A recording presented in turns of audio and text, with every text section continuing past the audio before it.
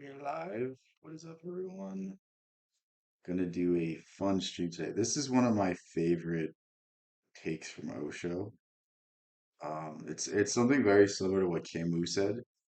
Camus said that basically every time there is a rebellion and it's successful, it fails. And it's the inherent contradiction in rebellion that makes them exactly what they first set out to destroy.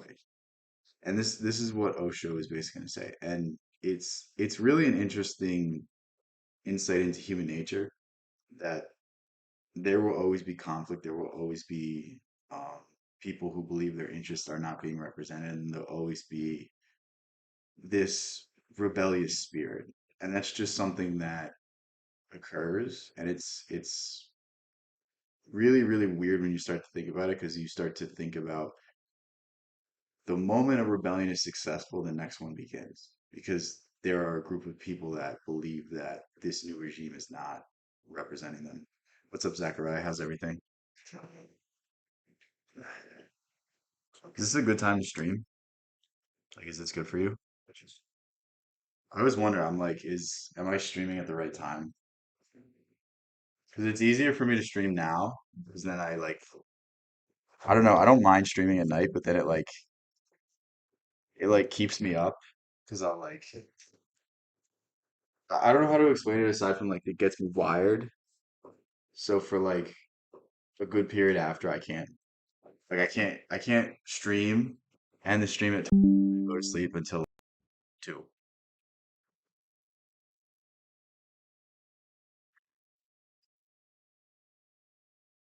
What don't you like about your job?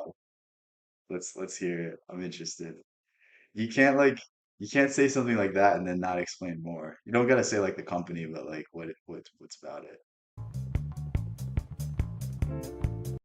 Hold on, this gonna need to mute this real quick. It'll get copyrighted if I don't.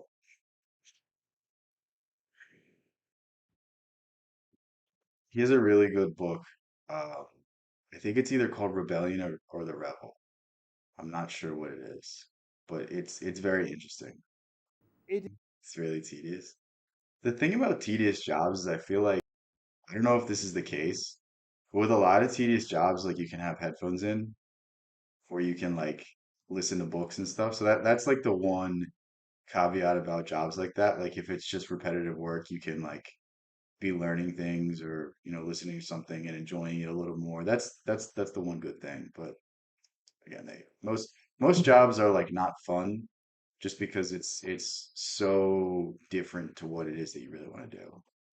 Anyone that wants power is not someone that you should give it to. And if you want the best example of this, think of the people that ran for class. Are those people that you want in charge of you? Because that's who's in charge of the country. But it's just higher levels of scumbaggery that get to that position. I don't think you can be a good person and be involved in politics. Even some of my favorite leaders really weren't good people. If you look at John F. Kennedy with all the Marilyn Monroe nonsense, RFK is very sus in that realm too. You can look at his father who received the first liquor license after prohibition was ended. Like anyone that's in power, I think they have to crack a few omelets to make an egg. Great philosopher, 20th century. Hello, Osho. It sucks that like that whole scandal happened because I think it leaves like a bad like taste. Like it's like I don't know. I feel like the documentary was kind of like a hit job, and I mean rightfully so. Like there's some bad stuff involved, but like I don't know if you know this, but the United States government does not take um what would be the word like conspiracy or racketeering charges very lightly. So the fact that he got out of the country without any sort of sentence is should tell you all you need.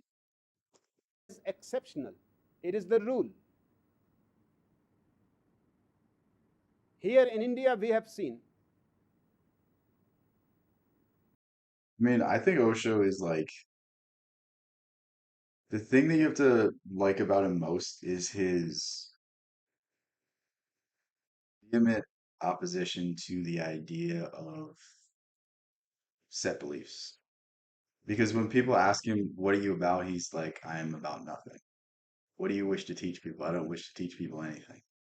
And it's that sort of mindset that it's not about following him, it's about leading you to yourself. And the greatest leaders lead you to yourself. If I require you to follow me and believe everything I believe, then I'm inherently a hypocrite. I'm inherently a contradiction. Because what's good for you is not good for me. If you live your life in the perfect way, perfectly to how you want to live, that's not going to be coherent with how I want to live. And it's like the recognition of those differences and his ability to get beyond himself, I think, is really the most interesting part about his ideas.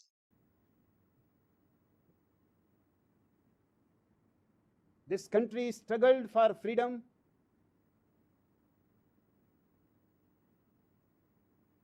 sacrificed its best people like Bhagat Singh or Subhas Bose,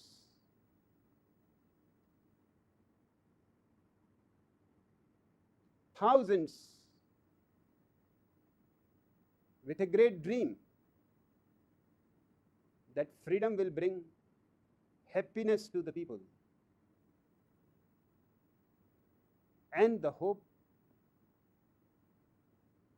could not be denied because the Although this is 1.5 speed. What he's saying here is interesting. It's like there's always an underlying good or righteousness behind revolution. Like for the most part, there's something that's not being served, there's something that's not being met, but it never quite follows through. It never quite does what it set out to do. Like if you look at the French Revolution, this is probably the best example.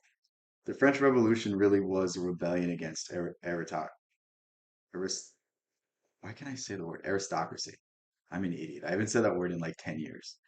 But it was a rebellion against aristocracy. And basically the middle class, the bourgeoisie was fed up with the way things were, and they set out to destroy everything. And in destroying everything, they ended up destroying themselves. Like if you look at Robespierre, Robespierre was one of the most vehement um, supporters of the revolution. He was really one of the founding fathers of that whole idea and that whole movement. Yet he was eventually sent to the guillotine because the movement ate itself alive. And this is the idea that he's saying. It's like the very things that we are in favor of are going to be the very things that tear us down.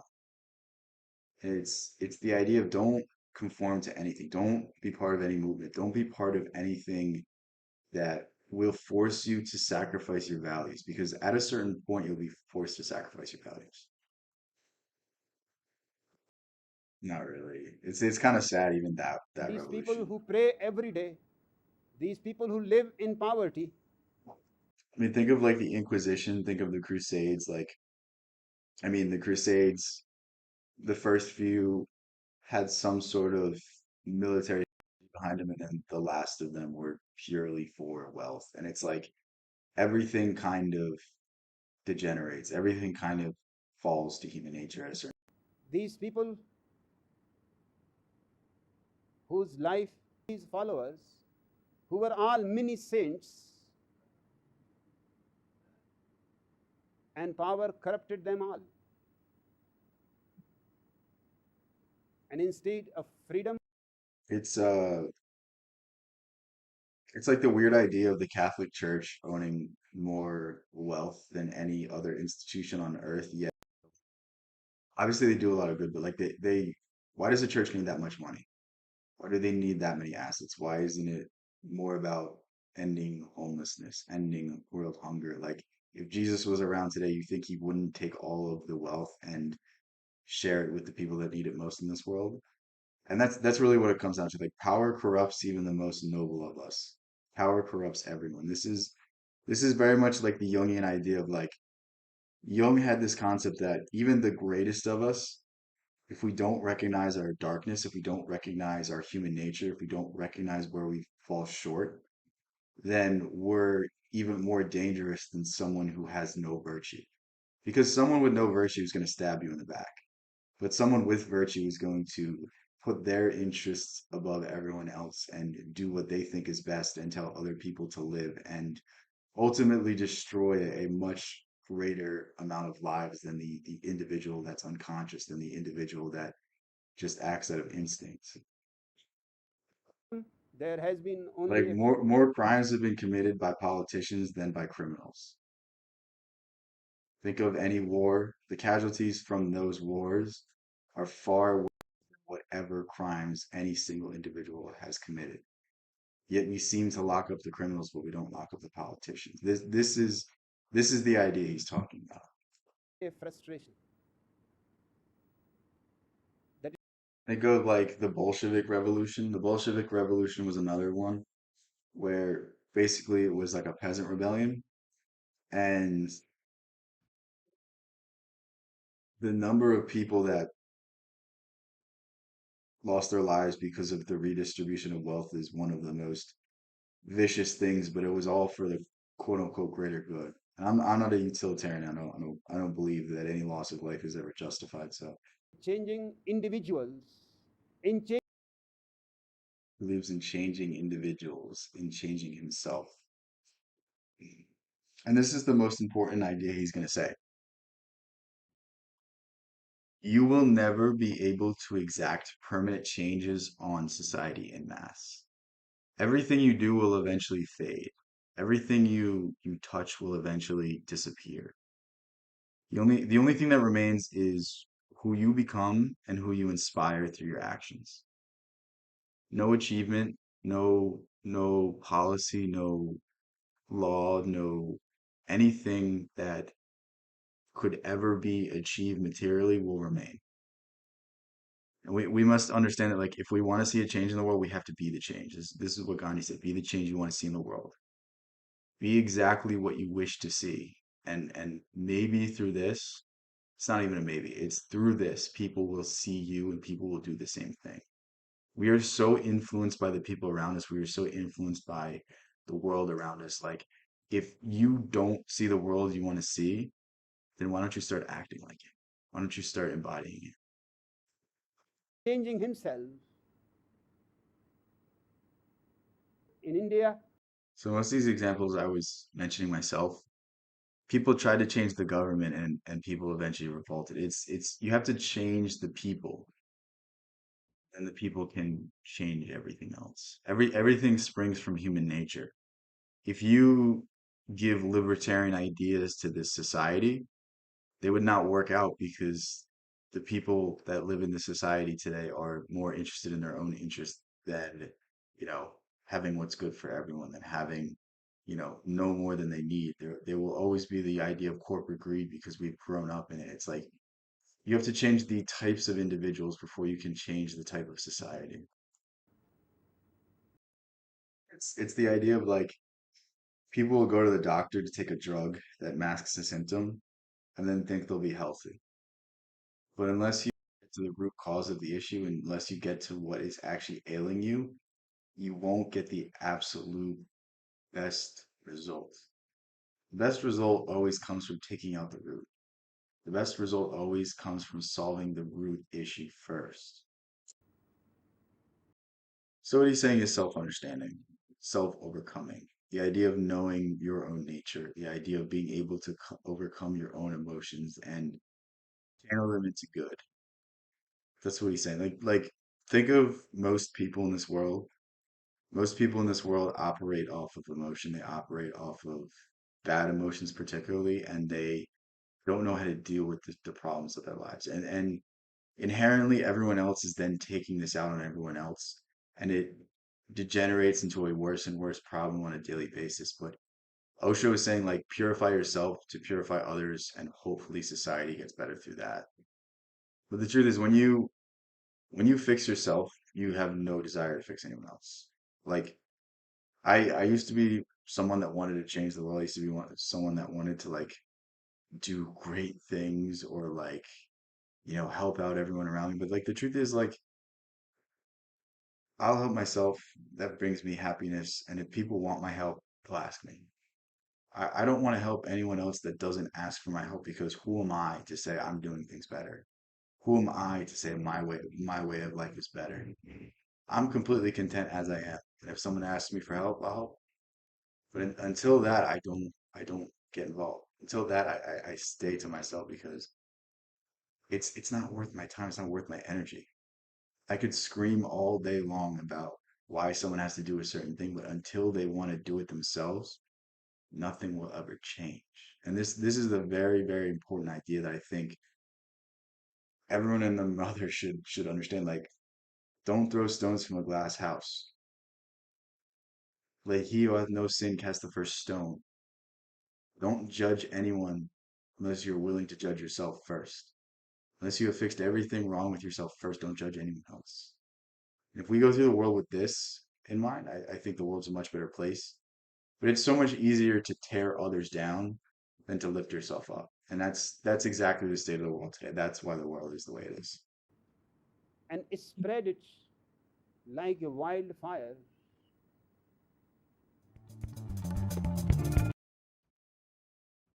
Uh,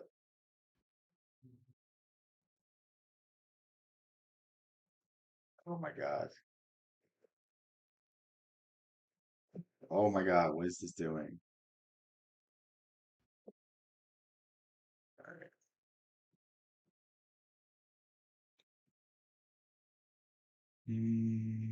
Who's a video? Here. My computer's being weird.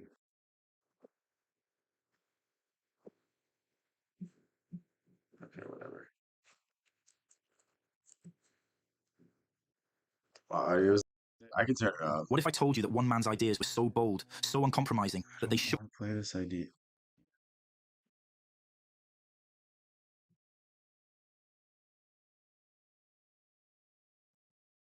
Is that better? I turned it up a little. Do you want me to turn it up more? I don't know if it's gonna be too loud though. That's the thing. There's just so much going on right now. Does this sound better or no? I'll wait. even resent taking responsibility for us. Yes, because from your very childhood, you have been taught not to be responsible. Think about this. Like when you're a child, you're not really like people say you should know better. People say this, people say that. They kind of give you the benefit of the doubt. That's what he's saying. You have been taught to depend. You have been It's better, taught okay. How's the video audio? Is it too high? to be responsible to your father, to your mother, to your family, to your motherland, to all kinds of nonsense. Think of like the ideals for each society. So everyone is kind of different culturally, individually, um, whatever country. Um, everyone kind of has a different view of success, a different view of duty, a different view of honor, a different view of what they have to live up to. And this is what he's talking about. Like somewhere in our head we have a feeling that we're responsible to become something. So like, for a lot of people it's they have to become a doctor, they have to become successful, they have to climb up the corporate ladder and get a certain amount of money, make a certain amount of a name for themselves. And this is the idea he's talking about. Like don't don't feel the need to do this. Don't feel the need to become anything. Become what you want to be. Because when you feel the need to do something, when you feel a duty to do something, then that means you're not being yourself. It means you're not living a life according to how you actually want to live it. And that's really the greatest sin of it all. There's the Dostoevsky quote. It's something along the lines of, "Your greatest sin is that you gave up yourself for nothing, that you became something that's so different from you for absolutely no purpose." And that's what the root of this quote is talking about. It's like most people live their lives for the sake of others, even though they don't like these people, even though these people are people that they don't even respect. And it's like it's one thing to try to do good by your parents. It's one thing to try to help them out. It's one thing to try to support people. But like when your life becomes about others, when your life becomes something you live for others, that's one of the worst things you can do with your time. But you have not been told that you have to be responsible for yourself. That there is nobody who is going. You have to make yourself happy first, because if you don't make yourself happy, then you're going to rely on other people for happiness. And guess what? Other people are going to let you down because they are not you. Only you can give yourself exactly what you need. Only you can tell yourself what you need to hear in the moment to give yourself the right frame of mind, to be able to see the brighter sides of things. And people carry their own baggage. So not only are they dealing with your nonsense, they're dealing with their own. So you're actively making the people around you's lives worse by relying on them for happiness. Be a beacon of hope. Be a beacon of happiness. Be something that uplifts everyone whose life that you're in. That's all you can do in life. To take your responsibility. No, on the contrary, your parents were taking your responsibility. Your family was taking your responsibility. The priest was taking your responsibility for your spiritual growth. You were just to follow all these people and do whatsoever they say. So I feel like this is a big reason why people don't find meaning and purpose in life. Is because when your meaning and purpose is to study, and then you get out into the world, and then your meaning and purpose is to have this job, and then you're like, where do I start doing things for myself? Where do I step out on my own? And it's almost the idea like I feel like I was talking about this a few days ago in I made a video about archetypes and I was saying that like there's not really a rites of passage anymore. There's not really a statement that like you have this accomplishment. You can now go out on your own. You can now go into the world and do as you see fit. And because we don't have this, we're almost like headless chickens. We're almost like thrown into something that we're not prepared for, and then we wonder why we're failing. When you are grown up and you are no more a child, a great fear arises because you have to take responsibility and you have not been trained to take responsibility for yourself. You start going to confess your sin to the priest. What kind? So think of the school system. It's teaching you what it says in a book, but it's not teaching you how to be a person. It's not teaching you personal finance. It's not teaching about relationships. It's not teaching you about psychology. It's not teaching you about how to fix your own problems, how to not procrastinate. Like it doesn't really teach you any practical skills, and yet we expect people to be able to do it. And it's a very weird idea that like we push people in a system, we push them through a thing that doesn't prepare them to be individuals. Kind of stupidity you are doing? First, to think that you have committed sin. Second, feeling guilty that you committed it. Guilt is worse than the sin itself. This is a very deep idea. I hope I can explain it properly. But to sin means to miss. That's all the word sin originally means. And now it has a connotation of evil. Now it has a connotation of wickedness. Now it has the idea of original sin. So like we believe that we're born bad. We believe that we're born imperfect. Like we are born imperfect, but like the imperfection is what allows us to aim for perfection. The imperfection is what gives life all its meaning. Because if we were perfect, then there would be no point. If you were perfect, then anytime you tried to paint something, you'd instantly have a Picasso painting. It's our imperfections that make any sort of meaning in this world. And it's a very stupid idea that like that's bad. It's a very dumb idea that like us being born imperfect, us being born to make mistakes is inherently a wrong thing. If anything, it should show the undying human capabilities, the undying spirit, the undying power of faith and hope. But onto sin, it's the guilt we have for our sins that make them worse. Like if you do something wrong and recognize it and move forward, then that's okay. When you forgive yourself, when you go to a priest or go to your God or whatever, like when you drop the understanding that like this was bad, when you just accept it, like I made this mistake in this frame of mind and I'm not going to do this, I'm going to learn my lesson from this, and it's not bad.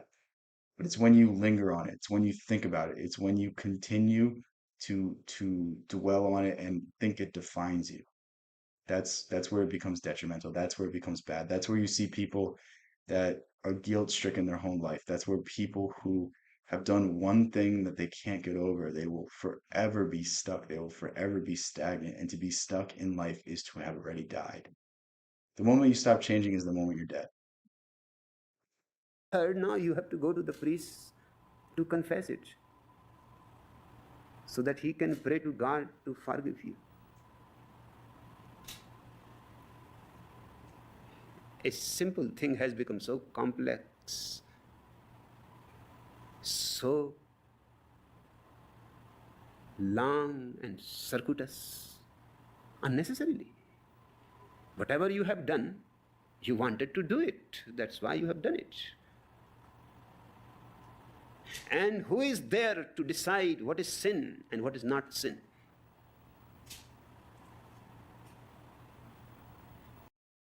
You can feel bad for what you've done, but the truth is, the more you linger on it, the more likely you are to do it again. The more you have understanding and forgiveness for yourself, the more these things no longer plague you. And this is one of the greatest discoveries that you'll have about yourself. It's like when you cut yourself some slack, then you can start moving forward. But until you allow yourself to heal, until you allow yourself to move on, you'll always be the same person. You'll always be subject to do the same thing that you feel so awful about. There is no criterion anywhere. Think about it this way. If you're guilty about something, then that means that you still feel some sort of justification. You still feel like what you did was right. You still feel like that defines you. You still feel like that's an aspect of yourself. But if you completely move on from this, then you've dropped that shell, then you've dropped that sense of self, then you've dropped that self-definition, that characteristic, that shortcoming is no longer a part of you. No weighing scale that you can go and weigh how much sin you have committed, 1 kilo, 2 kilo, 3 kilo. How long a sin you have committed, 1 yard, 2 yard, 3 yard. And what was the sin? And who is this priest you are going to confess? And it is his strategy. Because if you go on confessing to the priest, you are certainly afraid of the priest. I feel like I said this at some point on stream. When I was little, we had like our first confession in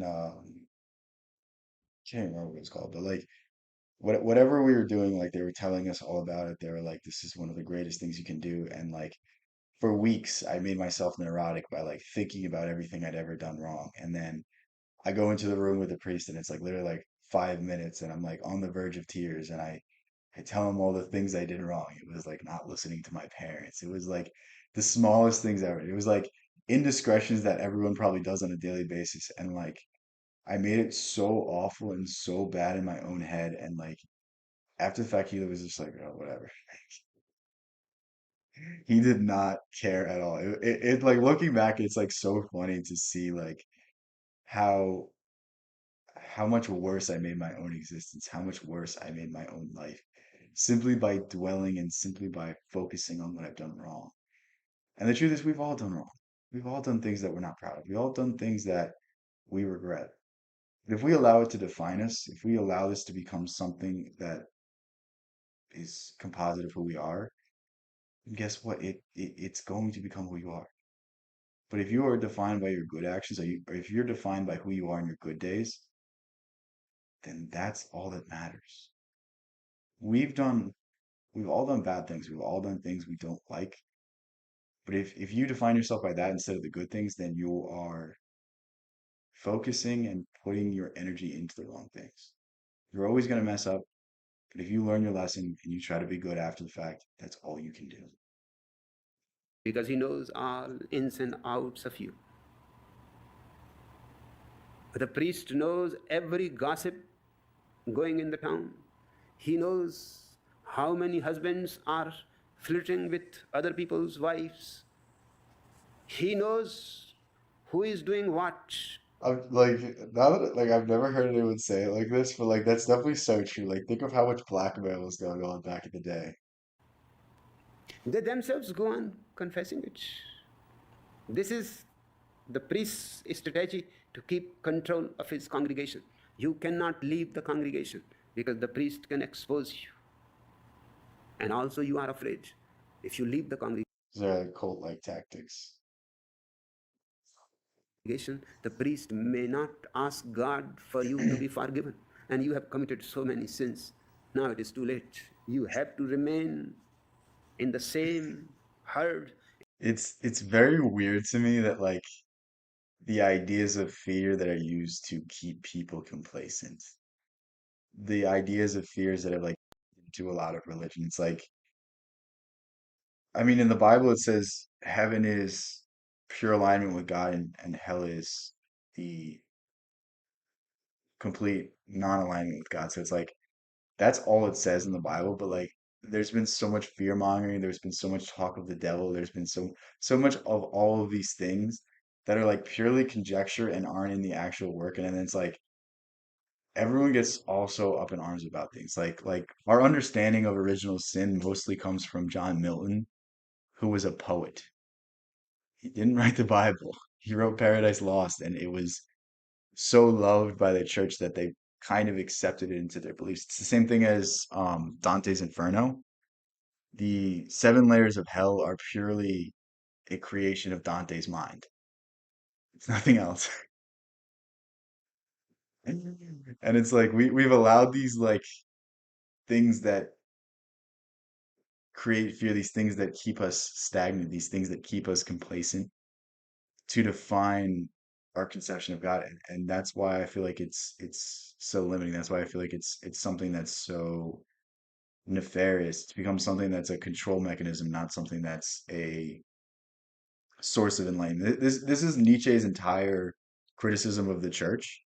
Nietzsche's entire criticism of the church is that the church became an institution of power, not an institution of enlightenment. It was keeping people stuck. It was preventing people from speaking their minds. It was preventing people with countering opinions and countering interpretations from believing those things. And it's completely against the original intentions.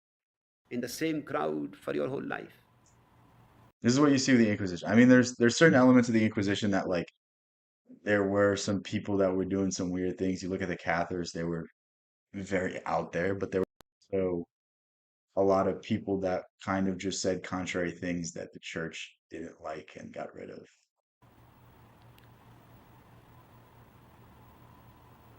I teach you not to be responsible to anybody, the father, the mother, the country, the religion, the party line. Think about it this way. What is the best thing you can do? What would your parents love from you the most? What your parents maybe they would disagree because they're disillusioned, but what your parents want you to do is be as happy as you can be. Your parents want you to live a life of pure bliss. Your parents want to see you be all you can become through your own definition, not what society tells you a success is, but what you tell yourself success is. So if you begin to live a life where you're eternally happy, if you begin to live a life where everything is going perfect for you and you love every moment of your life, do you think your parents would be upset? Do you think your family would be upset? Do you think the people around you would be upset? Or do you think they would love to see you be extremely happy? And that's what he's saying. Like, don't be responsible to anyone else. Don't live your life in a manner that anyone else tells you to live it because truly, if someone loves you, if someone cares about you, they want to see you be all you can be. They don't care about the material things. They care about your spirit. They care about your soul. They care about everything else aside from what can be tracked. And I think happiness should be a metric that we shoot for much more than any sort of material number, material possession that we can gain. Don't be responsible to anybody. You are not. Just be responsible to yourself. Do whatsoever you feel like doing it. Sounds a lot like Crowley. If it is wrong, you will have, following your act immediately, the punishment. If it is right, you will have immediately, instantly following. So what he's saying is if you really know who you are, if you really do enough soul searching, your metric for what you want to do is going to be 99% of the time correct. If you listen to your heart, if you follow your heart, if you listen to your intuition, it's going to lead you to the correct destination. And this is what I think a lot of people get wrong when they hear the idea like do what it is that you want to do in this world. Like people are like, but what about duty? What about honor? What about respecting other people? It's like if you've done enough soul searching, then you already adhere to all these rules. You don't have to even think about these rules. Like when I when I wake up in the morning, I don't think about other people, but it's like it doesn't matter because I'm not acting in a way that's going to in any way hold anyone else back. All I want to do is elevate myself, and if that gets in the way of other people, then I won't take that particular action. It the reward. And there is no other way. This way you will start finding what is wrong, what is right on your own. You will grow a new sensitivity. Indians call it the third eye. Hmm. You will start seeing. So this is the Zen Buddhist idea. Eat when you're hungry, sleep when you're tired. When you feel like doing something, that's it. With a new vision, a new eye.